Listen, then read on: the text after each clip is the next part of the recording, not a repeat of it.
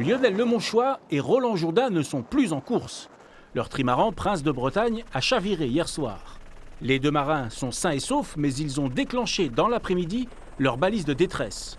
La marine espagnole a alors pris les choses en main et un hélicoptère les a récupérés il y a quelques minutes à moins de 300 km de la Corogne.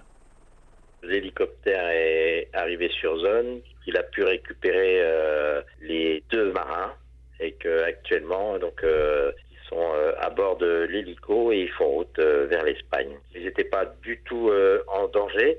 Par contre, la situation météo sur zone ne s'est pas améliorée comme on pouvait le penser. Et du coup, l'opération de remorquage allait être retardée à la fin de semaine, voire au week-end.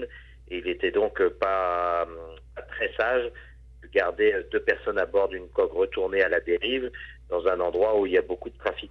Lionel Lemonchois a déjà connu pareille mésaventure sur ce même bateau l'an dernier à 1400 km des côtes brésiliennes.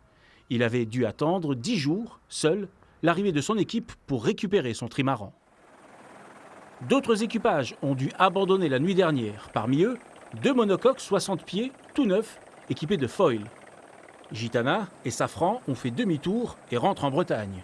La mise au point de ces bateaux révolutionnaires semble bien compliquée. Pour les autres, la course continue, dans des conditions difficiles. L'ultime Sodebo ne lâche pas la tête de la course depuis le départ. Thomas Coville a même pu dormir un peu la nuit dernière.